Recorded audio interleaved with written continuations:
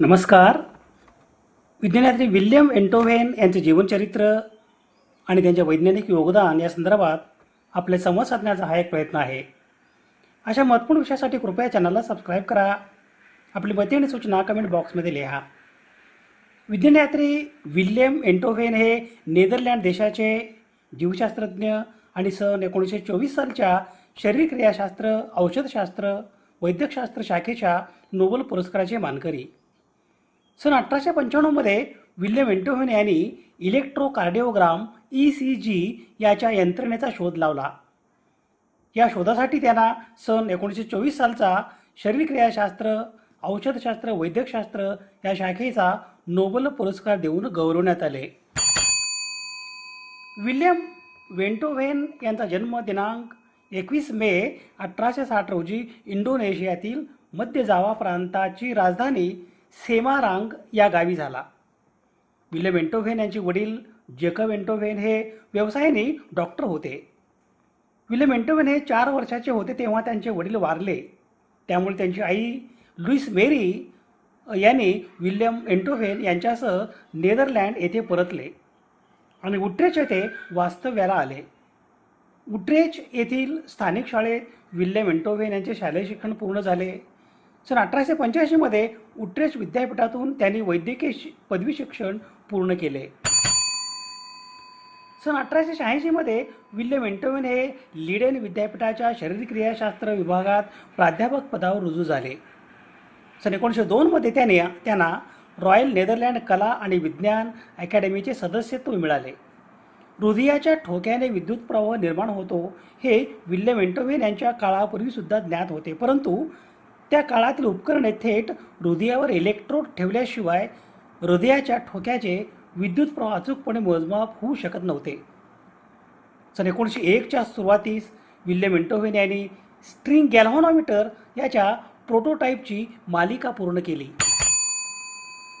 या उपकरणासाठी अतिशय मजबूत विद्युतचुंबक दरम्यान जाणाऱ्या प्रवाहकीय वायरचे एक अतिशय पातळ फिलामेंट वापरण्यात आले. विद्युत प्रवाह जेव्हा या फिलामेंटमधून जाईल तेव्हा चुंबकीय क्षेत्र, विद्युत प्रवाह यामुळे तयार झालेले स्ट्रिंग हलवण्यास कारणीभूत ठरते. या स्ट्रिंगवर चमकणारा प्रकाश फोटोग्राफिक पेपरच्या फिरत्या रोलवर सावली टाकेल. अशा प्रकारे स्ट्रिंगची हालचाल दर्शवणारी एक सलग वक्र कर्व तयार करेल. मूळ मशीनचे वजन 270 किलोग्रॅम एवढे होते. या मूळ मशीनला शक्तिशाली इलेक्ट्रोमॅग्नेटिक्ससाठी पाणी थंड करणे आवश्यक होते. हे मशीन चालवण्यासाठी 5 लोकांची आवश्यकता होती. या उपकरणाने मानक गॅल्व्हनोमीटर याची संवेदनशीलता वाढवली. त्यामुळे मानवी शरीरात मांस आणि हाडे इन्सुलेशन असूनही हृदयाची विद्युत क्रिया यांचे मोजमाप शक्य झाले.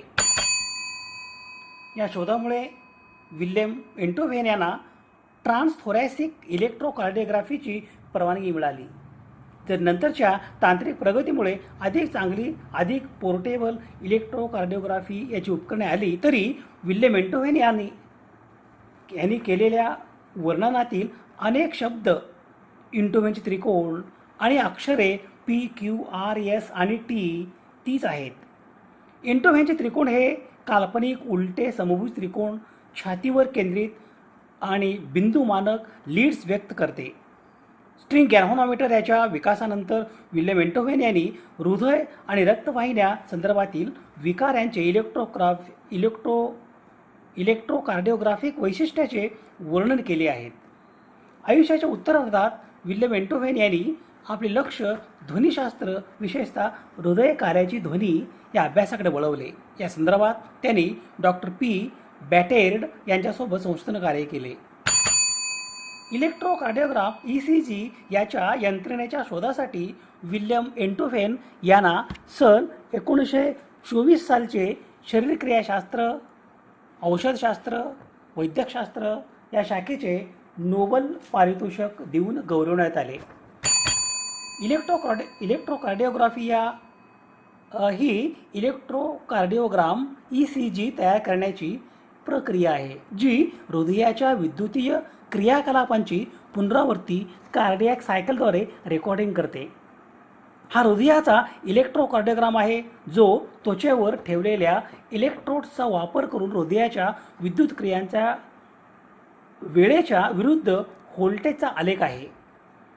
हे इलेक्ट्रोड्स लहान विद्युत बदल शोधतात जे हृदयाच्या स्नायूंच्या विध्रुवीकरणाचा परिणाम आहे. त्यानंतर प्रत्येक हृदयचक्र हृदयाचा ठोका दरम्यान पुनर्ध्रुवीकरण होते. सामान्य ECG पॅटर्नमधील बदल असंख्य हृदयाच्या विकृतीमध्ये होतात. यासह हृदयाच्या लय गडबड जसे की ॲट्रियल फायब्रिलेशन आणि व्हेंट्रिक्युलर टॅचिकार्डिया, अपुरा कोरोनरी धमनी रक्तप्रवाह जसे की मायोकार्डियल इस्केमिया आणि मायोकार्डियल इन्फेक्शन आणि इलेक्ट्रोलाइट व्यत्यय, हायपोक्लेमिया वगैरे. पारंपरिकपणे ECGचा अर्थ झोपताना घेतलेला 12 लीड ECG असा होतो. तथापि इतर उपकरणे हृदयाची विद्युत क्रिया रेकॉर्ड करू शकतात जसे की होल्टर मॉनिटर, परंतु स्मार्टवॉचचे काही मॉडेल्स ECG रेकॉर्ड करण्यास सक्षम आहेत.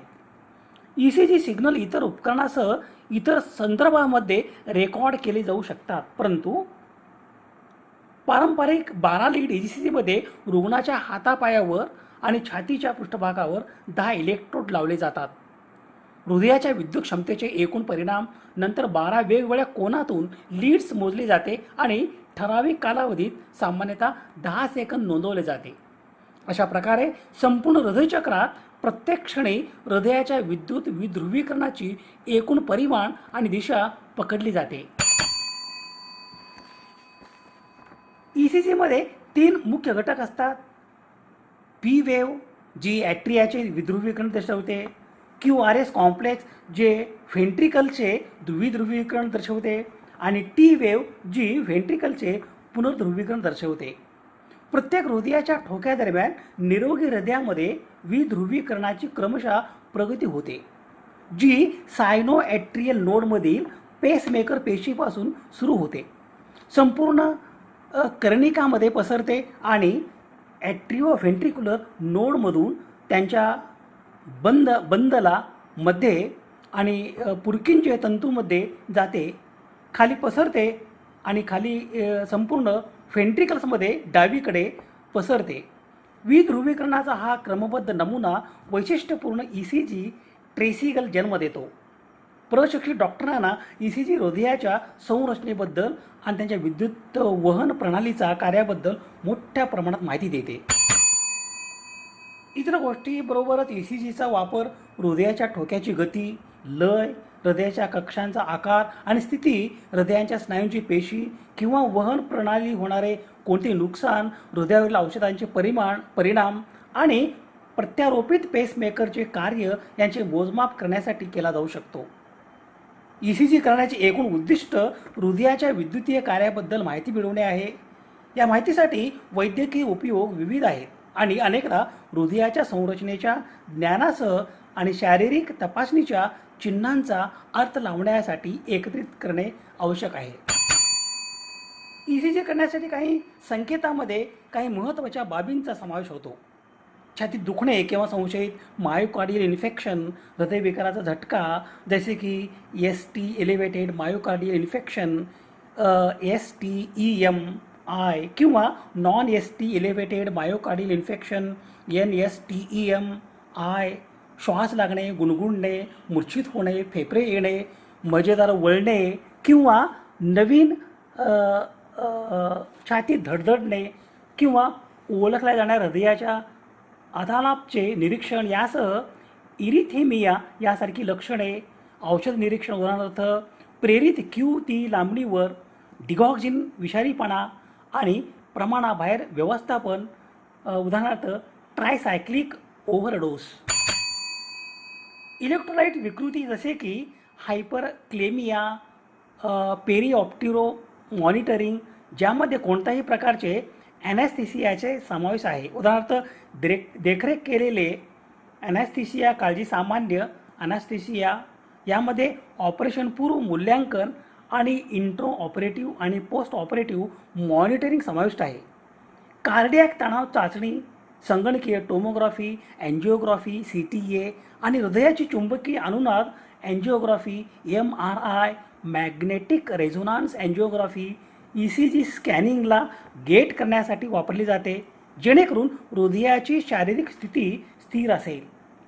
क्लिनिकल कार्डियॅक इलेक्ट्रोफिजिओलॉजी, ज्यामध्ये फिमोरल व्हेनद्वारे कॅथेटर घातला जातो आणि हृदयाच्या आतील विद्युतीय क्रियाकलापांची दिशा रेकॉर्डिंग करण्यासाठी त्याच्या लांबीसह अनेक इलेक्ट्रोड असू शकतात.